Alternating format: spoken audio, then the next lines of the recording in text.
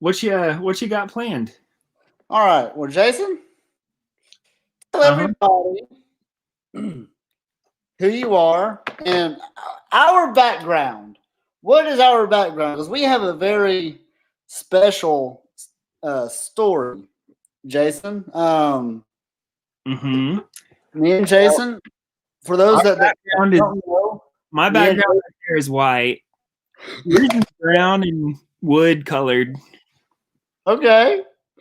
My and Jason's story is very, I guess, wouldn't you say unique, Jason? Yeah. It, Um, I mean, I guess everyone's story is definitely unique, but ours has been fun in our own way. right. Elaborate on that, Jason. I don't know. Not so much our story, but just our dynamic through it all. We're just I don't know. Anytime that you have like a best friend that you hang out with a lot and really know, then you kind of understand each other's little quirks and characters, and you kind of, for us at least, we kind of just bring that out in each other, and we're just a bunch of goofballs, but we're like really ourselves, you know. And Absolutely. because of that, there's just some funny things along the way. That David, he has a better memory than I do about most of them nowadays. Oh. So Jason is Jason, tell everybody from your well, I'll start with my perspective. Um so me and Jason, we grew up at on the same street where we were neighbors for years until we grew up, and we'll talk about that later on. But um how old were we, Jason, when we officially met? Do you remember? 5. 5, yeah. We were growing up and stuff too. That felt like well, I think you're a year older than me, or maybe just Yeah, 6 months or so older, right, something like that. But growing up, it felt like we met like recently for a lot of it, you know. right. Saying 5 now feels like I was a baby. You Yeah. know? So like I said, our story is pretty cool. Jason's married to Jessica, and Um, I'm married there's a to. small picture in the back. I don't know if it's pointed back there. I can't see myself. Oh, the pillow's in the way. There it is. See, very Oh, bad quality, but oh well. oh, yeah. And I'm married to Bang Energy. Don't know if you can see that. Yeah. So, just kidding. But Gotta we, bring uh, it out. me and Jason, we grew up together, and Jason, without further ado, just share a little bit about like some stories, and we'll both just kind of feed off of each other. What do you think? Go ahead. Okay. I don't know. I guess once we start one, then it's easier to start thinking about the others. But let's see. Um, so David lived like 5 houses down at the bottom of the street, and I'm just trying to like set the picture in my mind to remember a lot of things. Remember, there is the what kind of tree was that in your front yard that we would always because there's this tree in your front yard, and here's the road right here, and then like Yeah. right here there was this drainage ditch, and your house is Right. on the side. And in the by the way, I'm trying to grow out a mullet, but anyways, and then this tree had some vines hanging, or just branches, but we called them vines because we watched Tarzan probably. Yeah. But sticks and branches, but we would call them vines. And we would swing from the tree to the road and back, and like you could swing over that ditch. And I remember we would spend like hours in that for some reason. Do you remember that, David? I remember all very well. Yeah. Do you remember that time we discovered the lake, the docks? I don't know about when we discovered it. I kind of feel like I already knew about it when I was like younger before we went there, just because like I feel like my family had walked there before or something on a walk around the neighborhood and saw it. But I didn't really have much interest in it when I was a little kid, just because like I wasn't gonna go there by myself and stuff, you know.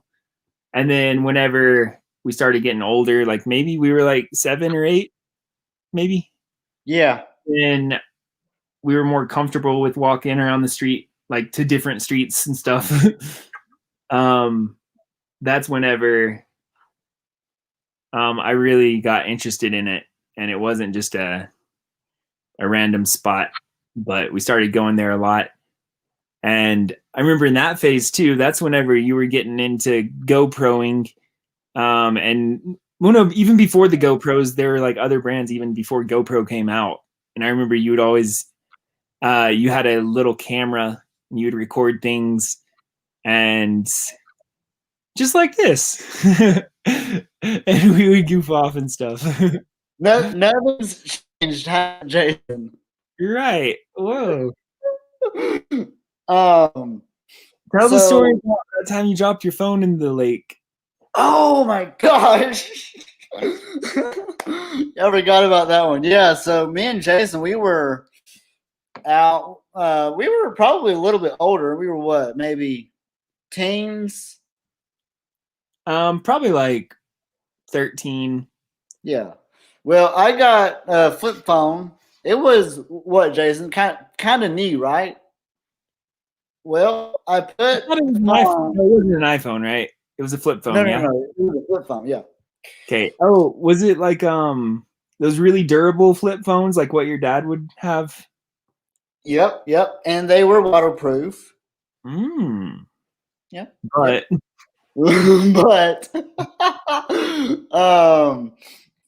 and we all got this on camera, and I think it is on World Productions. About I'll link it to the bottom of this because it was funny. It was great, but anyway, we had a swing that up at the lake. We swing and you go. Well, I hit the tree, and for some reason, I don't understand how it worked out this way, but it worked out this way. The phone fell and it went, and you can see it go in the lake, and it right at that moment, Jayson says, "What is that? What was that?" And then it cuts. At the corner of my eye, I saw something I heard it fall and I saw something tumble down, but there's rocks, and I thought maybe that was a rock, but I was like, maybe that was David's phone. Yep. And it was. Oh my gosh. But Jayson, okay. We're going to kind of go about this from perspective, because this is my favorite David and Jayson story, okay? Okay. All right. You ready? Yes. All right. Here we go. All right. Once upon a time, it was a Friday or Saturday night. I can't remember. But it was summer because Jayson was, we were always hanging out. Anyway, so we were again early teens. Well, Jayson gives me a phone call and says, "David, I have a emergency. This is beyond serious." So I say, okay. So I go, I run up. Like you said, we were about 4 or 5 houses. This is in the middle of the night too. So I go and I'm telling you the story. I can't remember which story it is so far, but I'm sure here in a second I'll remember which story. Right. So here I go. I knock on the door, and here comes Jason, smiling. And hey, Jason, Yeah. give us your like embarrassed smile, your uncomfortable smile. Yeah, that's it. That is it. So here I am. He said it's in my room, and at that time his room was in the basement. So I said, okay, well, Oh yeah, you came up to my house. I remember. I know it's yeah. about. Okay, I remember this now. Yep. So I go down to the basement. Jason is trembling. He's about to cry. I think he is about to cry. So, okay, time out before we go any further. Jason, go in on that and tell from your perspective that like what's going on in your mind to say rank tank. I got to call I got to call David to get him to help me out with the situation. It was Okay. a very In the process, I dangerous might situation. spoil it. I might get to the punch first. Is that okay? Do what now? In the process of explaining, I might have to get to the punchline first. But hey, that's fine. Go ahead. Okay. So first of all, quick backstory about this first is I I don't care too much for bugs. Like spiders, I don't like. I'll squish a spider with my thumb. I don't care. Or like other things, other bugs don't creep me out, but cockroaches definitely do. And it's because I remember this one time when I was like a little kid in like elementary school. I was reading this book on the carpet in my floor, just like sitting on the floor reading this book.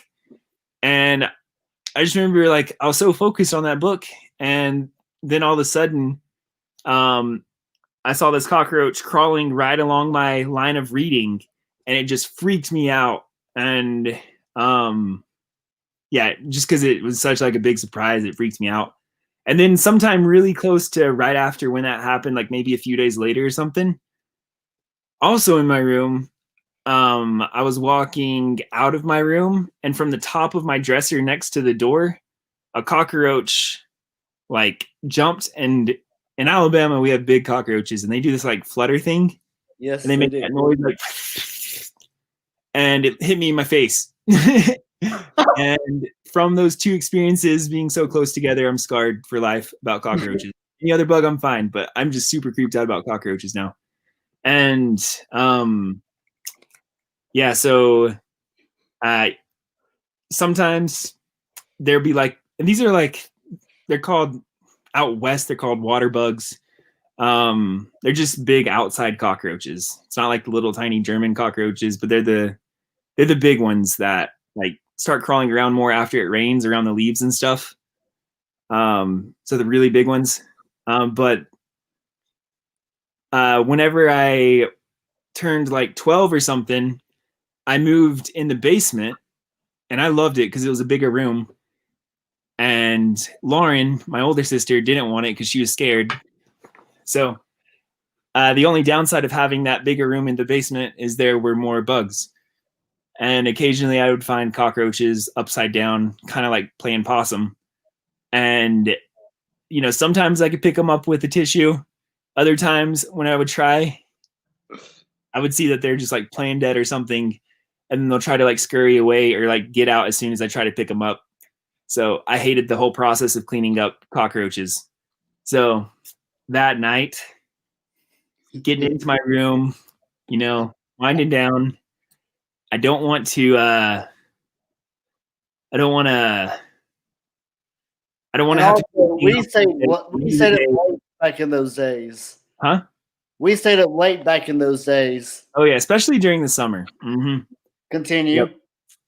And I was just ready to just chill, not have to worry about anything.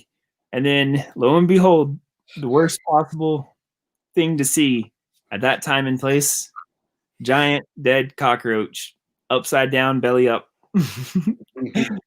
And I was embarrassed to ask my mom to get it for me, and I definitely didn't want to do it. So I called up good friend and ally in difficult situations, David Ford. That's right. David, how'd you help me out? Well, I came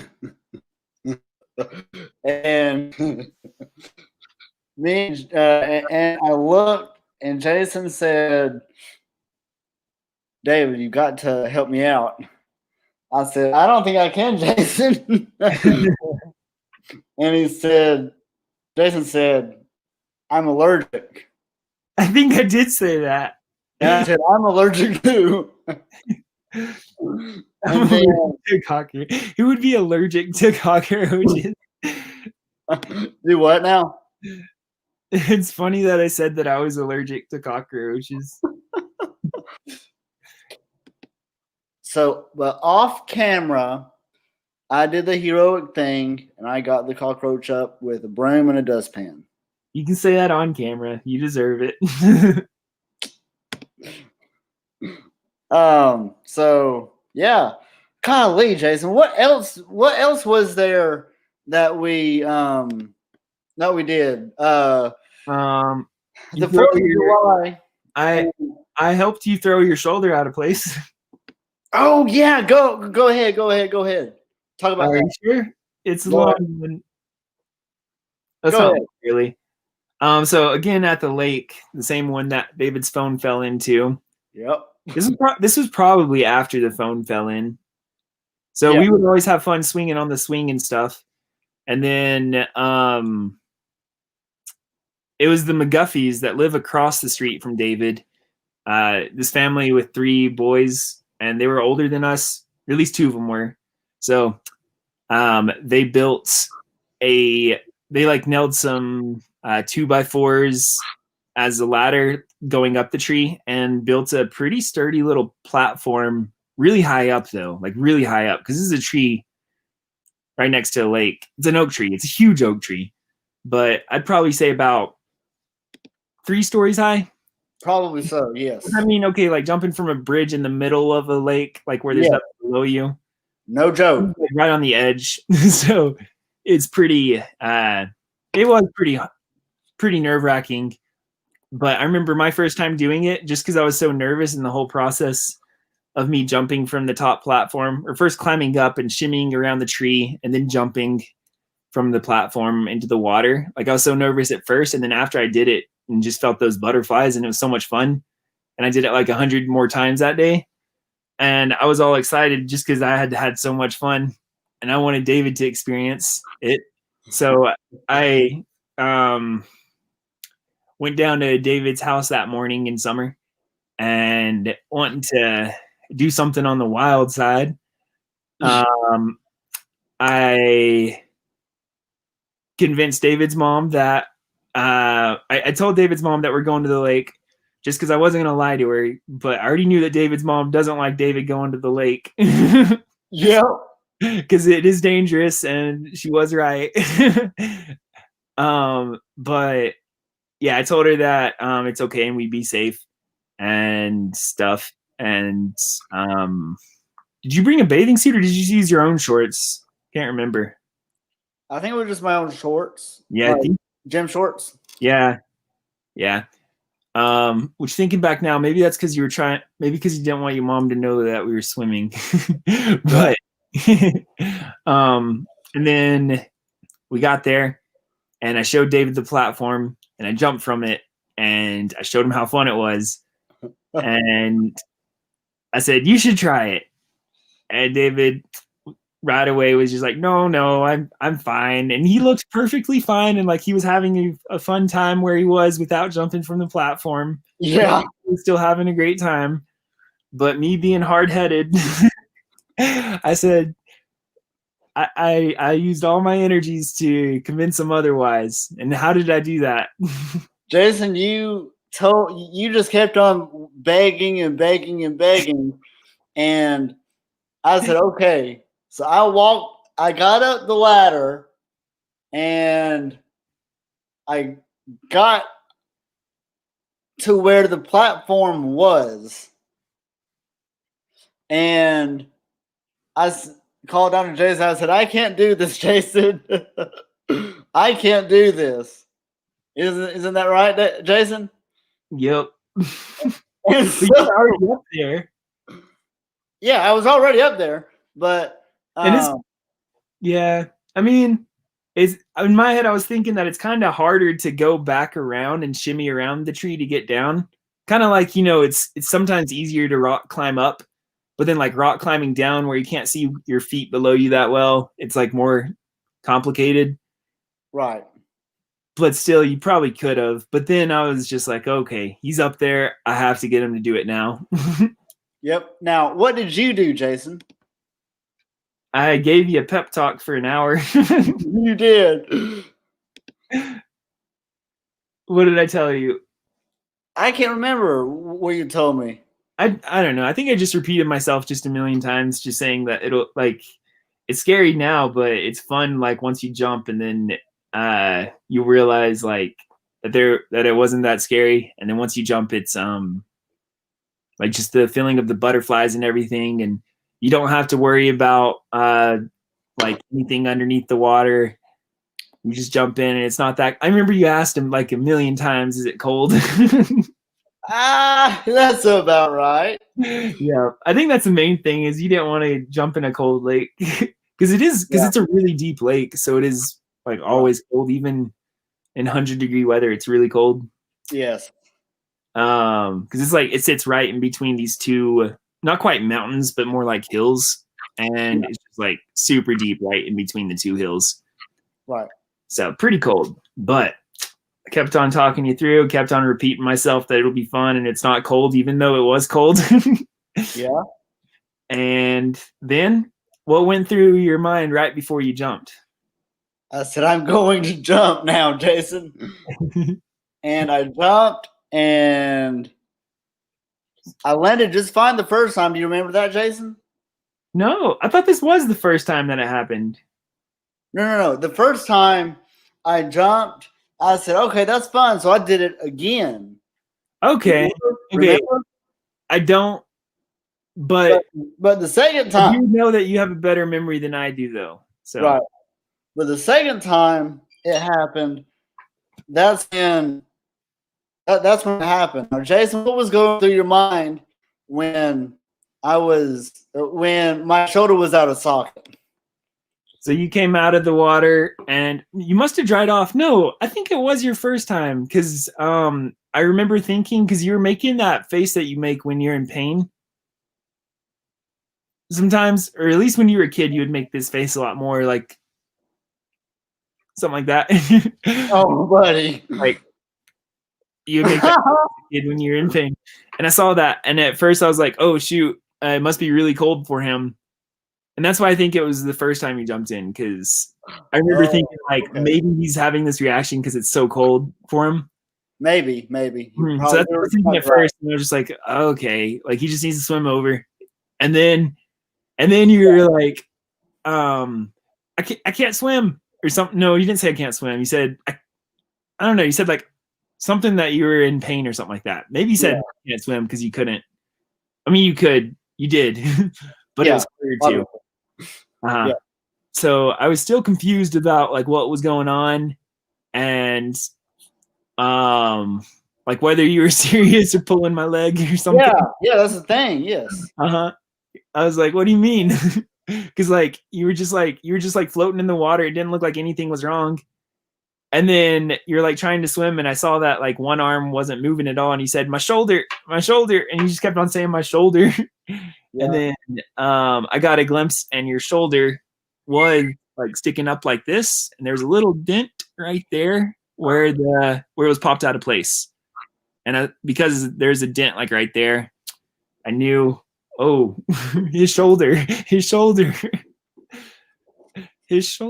And then I mean, you were only like 6 or 10 feet from the edge anyway, because it was just jumping from the tree into the water, and he made it to the edge, and I helped because there's like kind of a ledge to climb up. Like you got to climb up some roots to get up, and I helped pull you up there, and I saw your shoulder, and it looked really bad, but I tried not to scare you.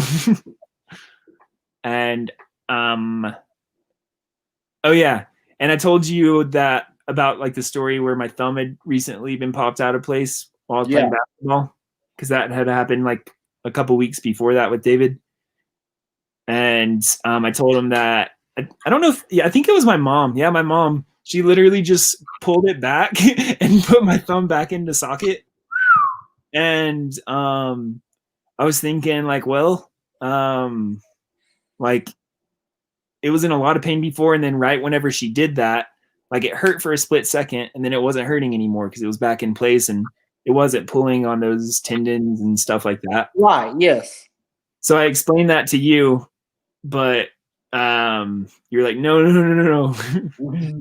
So then I just lifted up your arm. I didn't do it fast. I did it pretty slowly, but I just like lifted up your arm like that, and then it popped back into place. But it hurt right when it popped back in, and then we walked back to your house, and maybe we stopped at my house first to grab a towel or something. And then there were a couple times after that your shoulder popped out of place again, just out of like randomly, right? Right. Yeah. Yeah. So that was an adventure. It was. Do you remember the time that we burnt down part of the fence? Yes, I do. Go ahead. So David, he's gotten better now, but he used to be a definite pyromaniac. Or Yeah. not by pyromaniacs, he's just someone that only follows the pleasure of fire and doesn't think about the logic. And I mean, me as like wanting to do this stuff, but I would never do it by myself just because I know that it's like risky. And then David being the fuel for this, I'm just like, okay, sure. So David was the guy that would always turn like the big artillery fireworks, the normal ones you see like in the sky that are the giant ones on 4th of July. David is always the kid that would take those and put them in upside down so that they could float on the ground, just because he loved how close it was and scary. Stuff like that. And whenever we caught the yard on fire, was that because we lit all of the bottle rockets at one time? Like we set the box on fire? No, not this particular time I'm thinking about. But now that you mentioned that, since you remember that, yeah, go ahead on that one.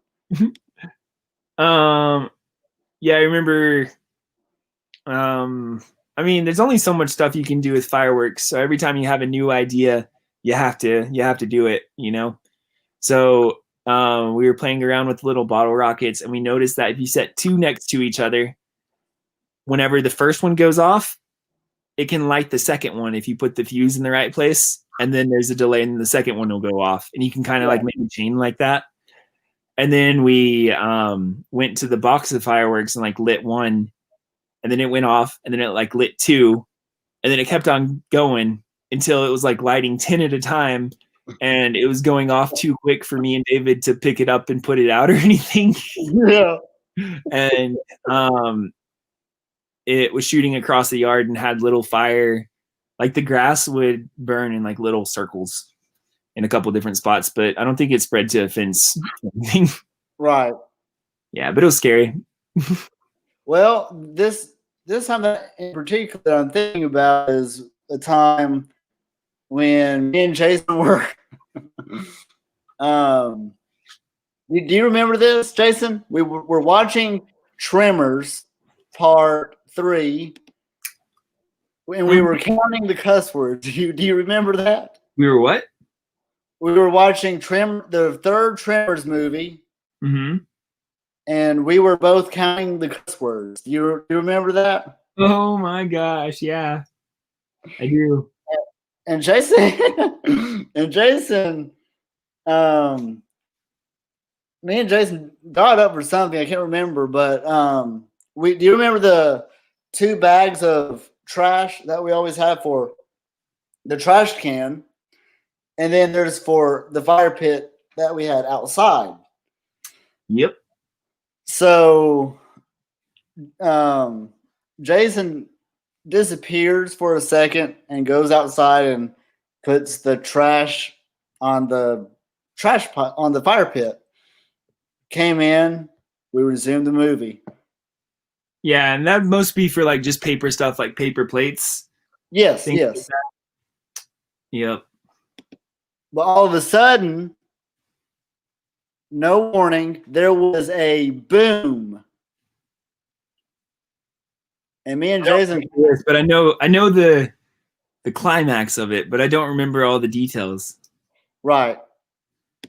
So there was a boom, and we were thinking, well, what on earth was that?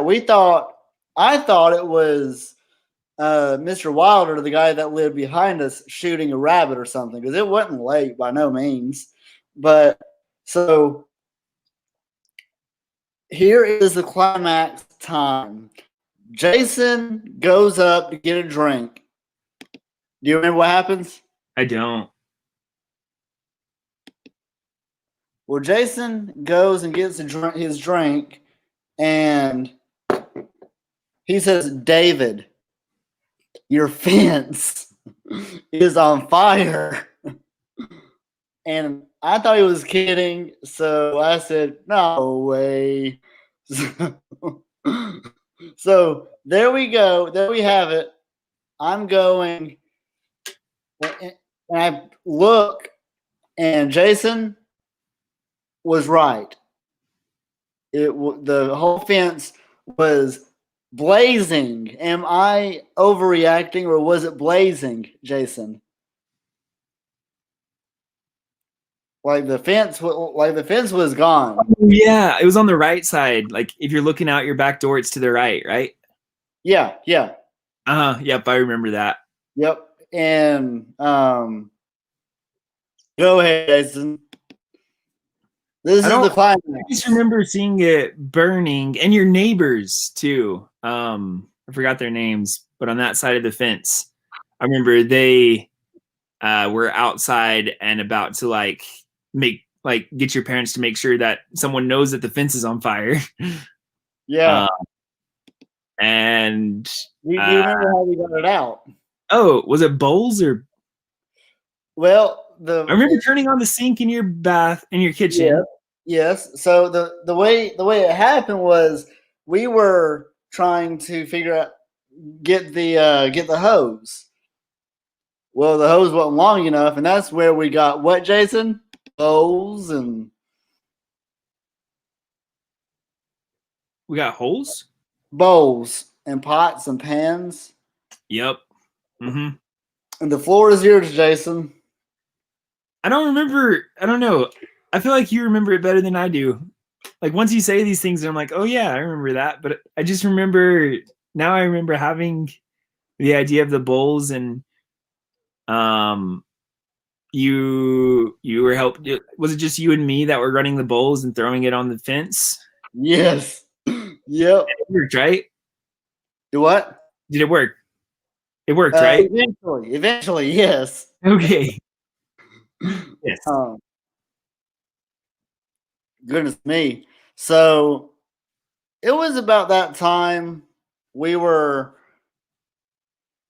got our first jobs at the city.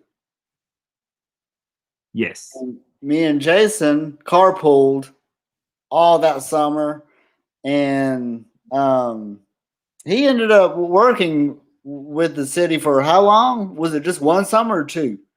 I feel like it was 3. Okay, yeah, that would be probably just 2.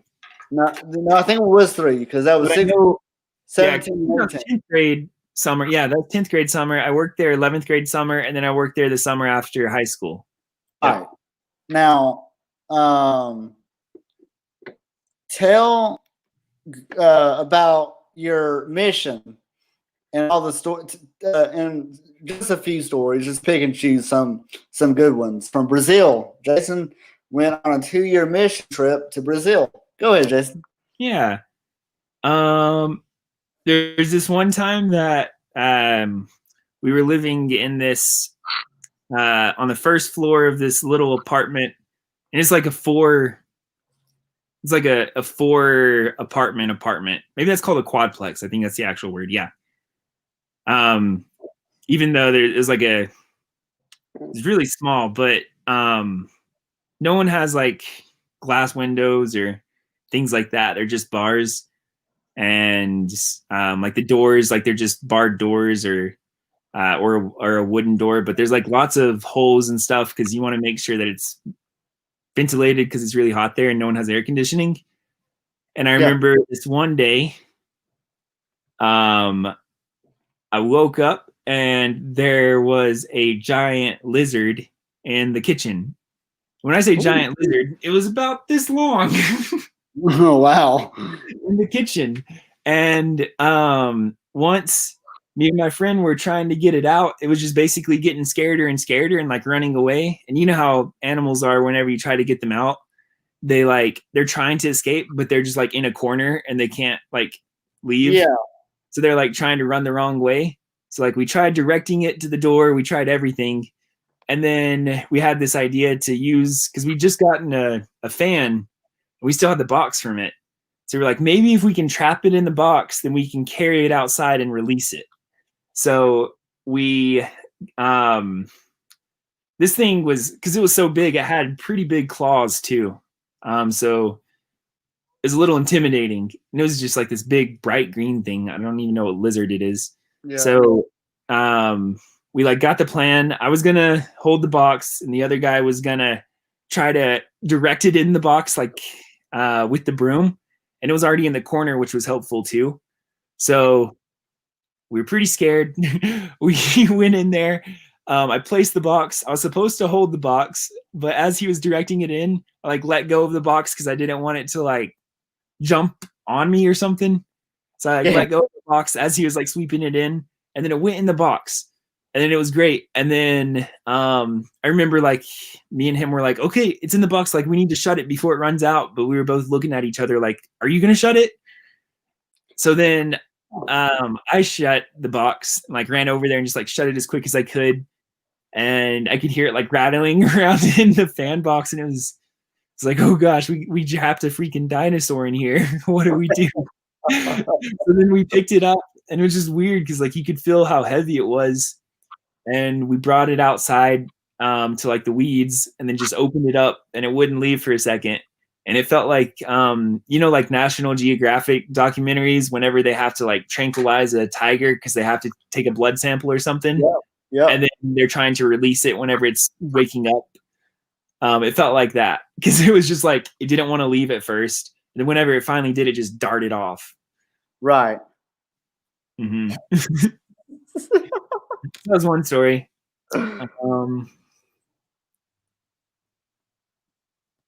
There's a lot of them.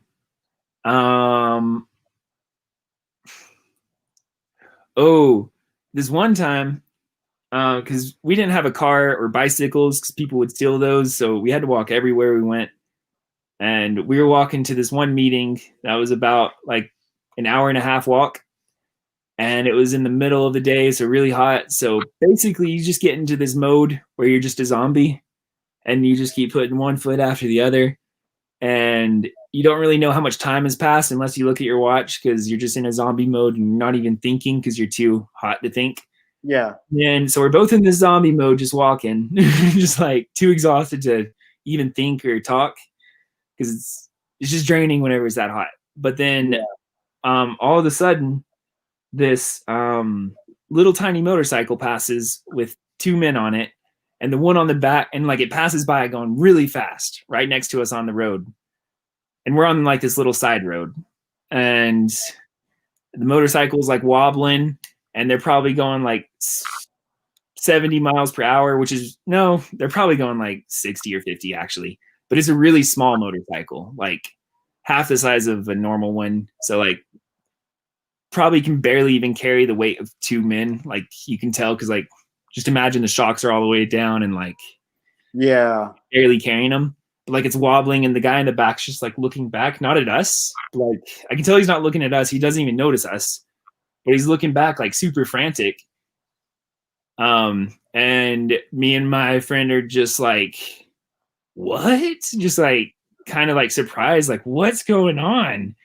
And then as we're still in shock about the motorcycle that went by, then this little Volkswagen Gol, which is a specific Volkswagen car only made in Latin America, and they basically just made a really cheap car. But anyways, this Volkswagen goes speeding by us about just as fast, and there's this guy with the back right windows wide open, and this guy leaning out the window and pointing a pistol at these guys and literally shooting it right in front of us. What?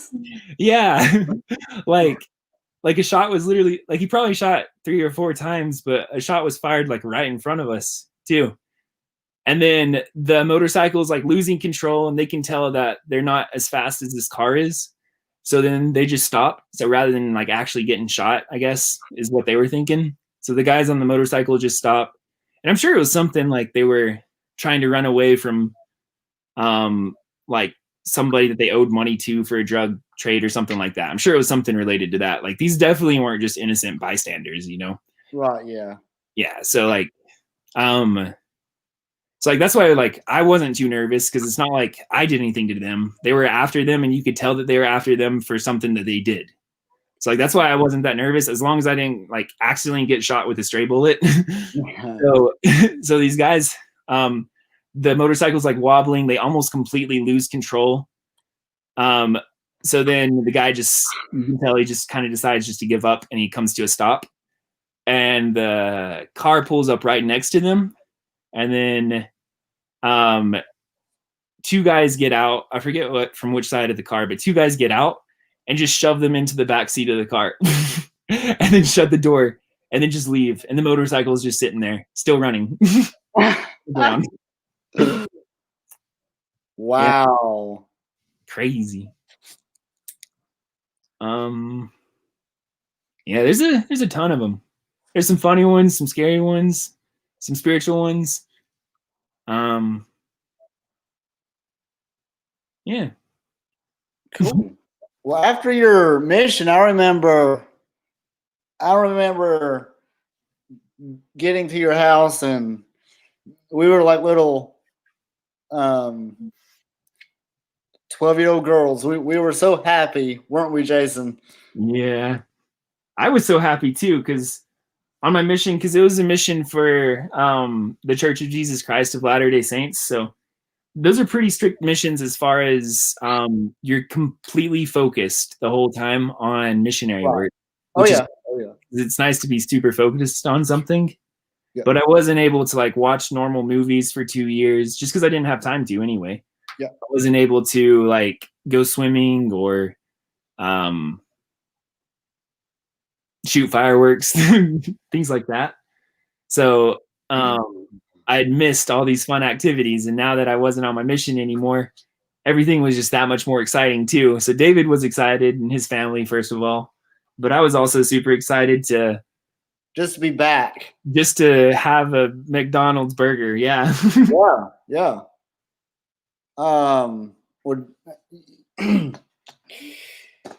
So after that, we pretty much just picked up right where we left off, right? Whenever. Yep. However, and I remember you and like a couple of my other friends were scared, like whenever I was leaving, they're like, just don't change. Just like, I don't want you to come back and not be my friend anymore and be the old you. I want you to stay the old you. So I'm sure you and a lot of other friends were pretty glad that I was still me, just with some more experiences under my belt. You were still you, all right. And I think it was actually an upgrade. Hey, thanks. Oh, buddy. So too.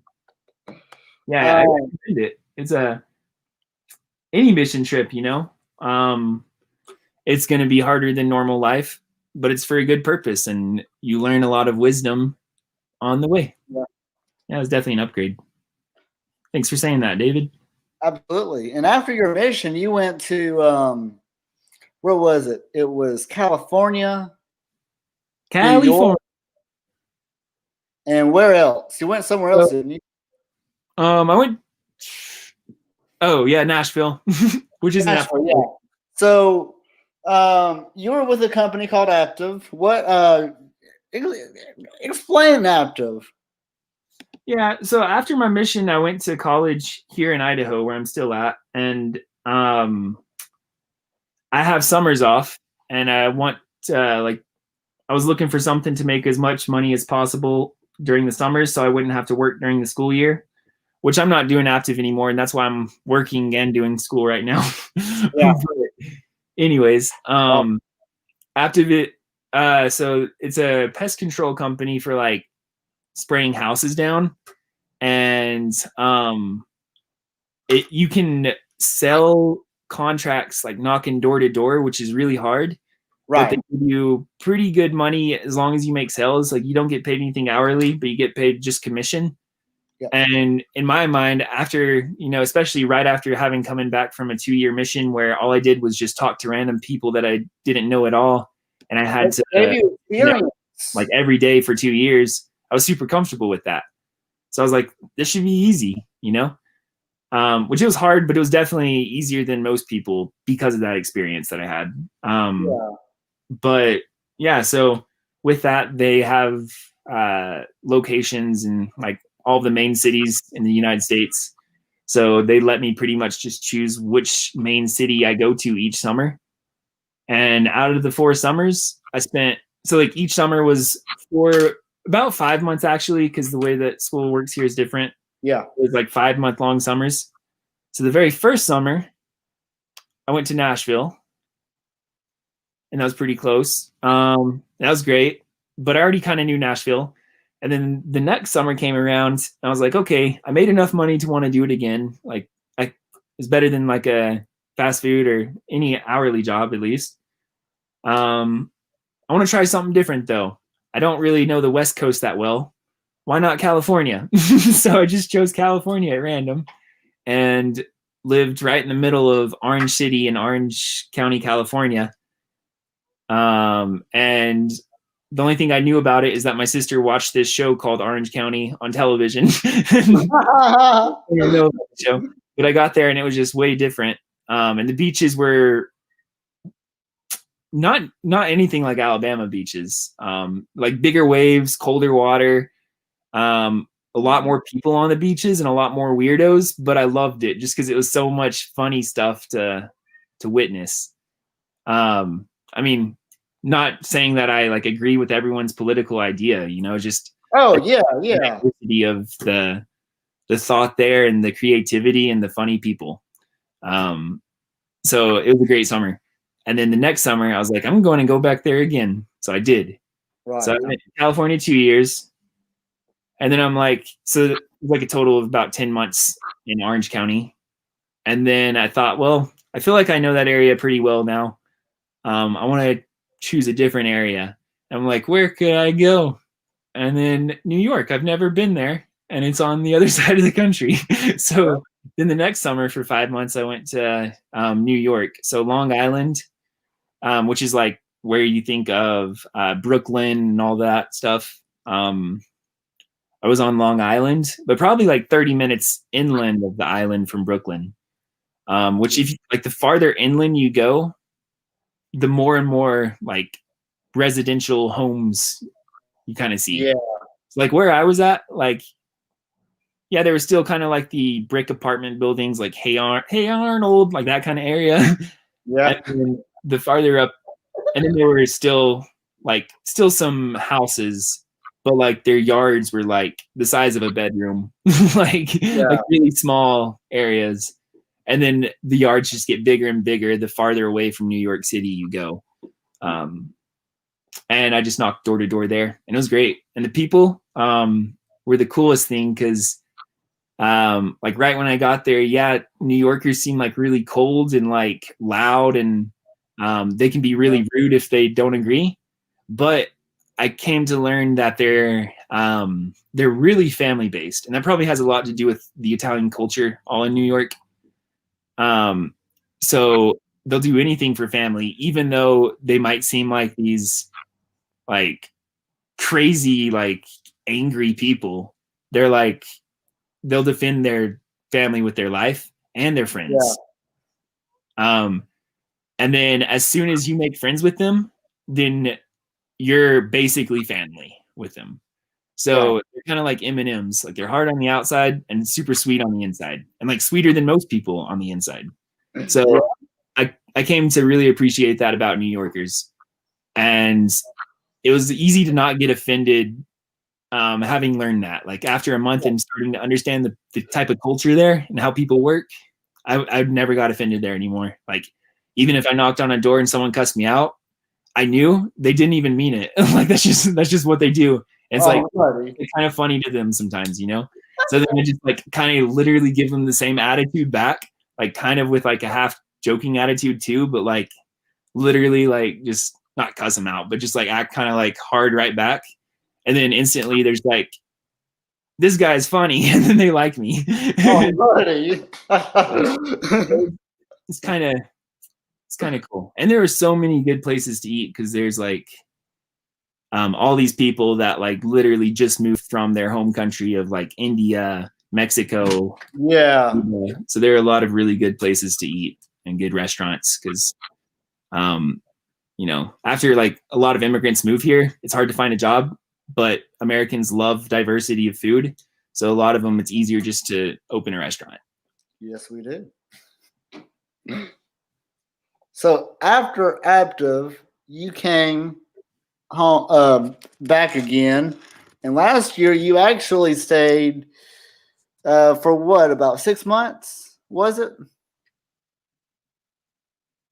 Yeah, after Active, so August, September. I think it was the end of September or October-ish. Okay, yeah. Hey, kitties. Until December.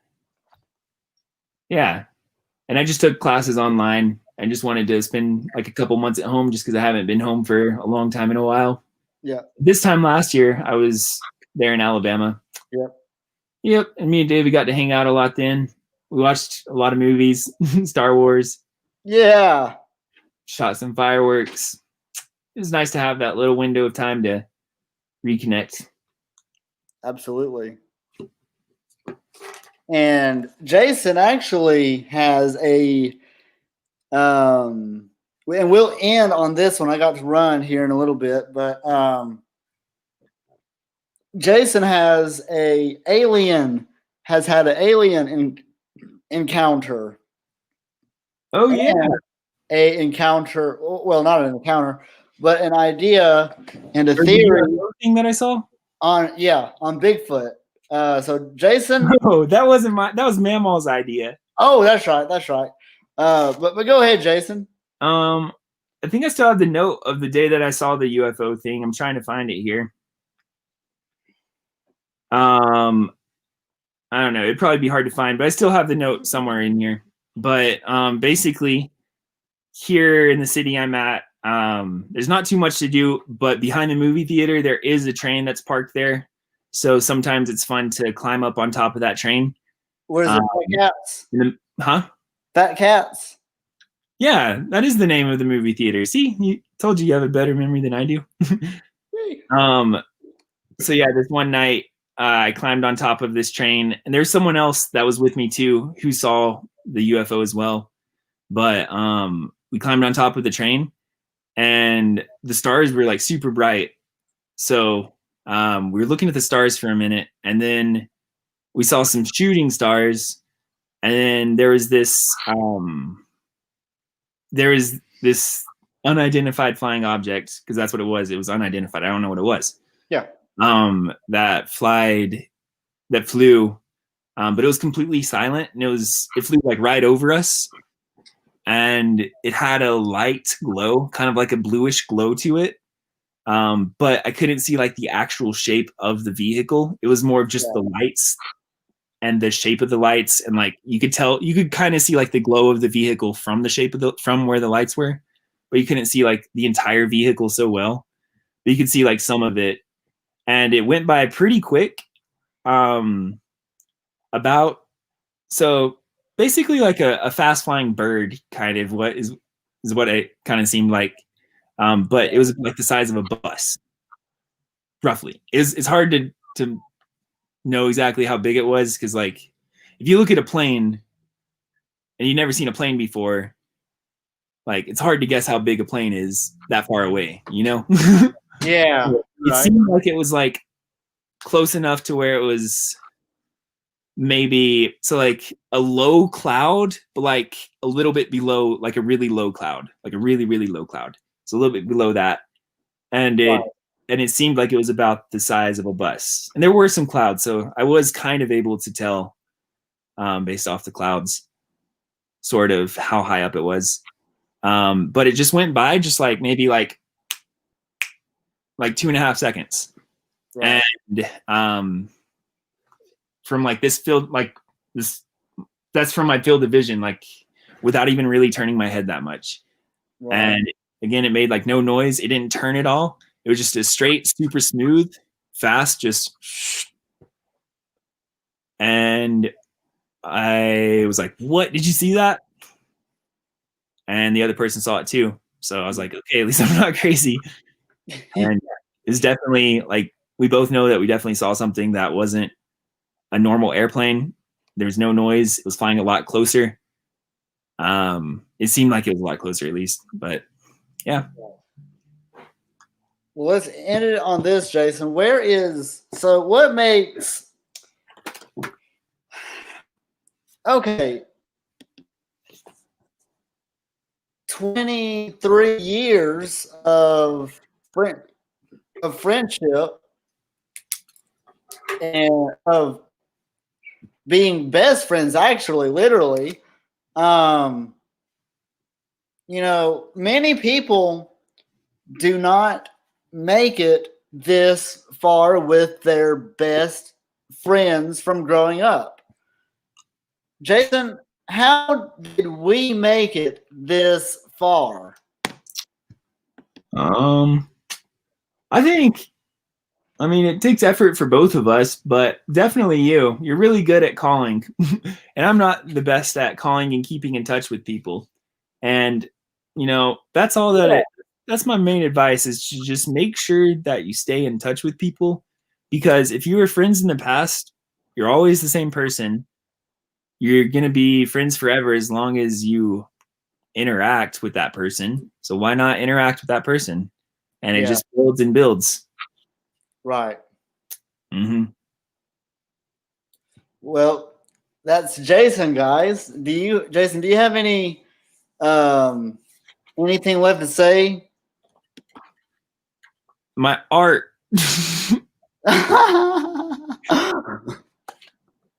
No. Well, hold on.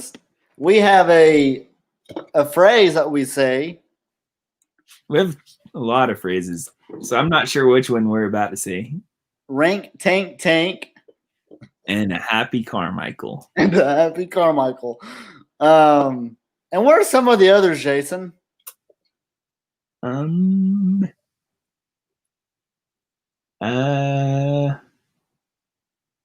baby gators. Yeah. I guess. I don't know. There's a lot of them. Takes thought to remember. Well, we'll end it there, Jayson. That's me. Thank you so much for coming on the program, son. You're welcome, George. Oh, buddy. And we will end it there, guys. Thank y'all.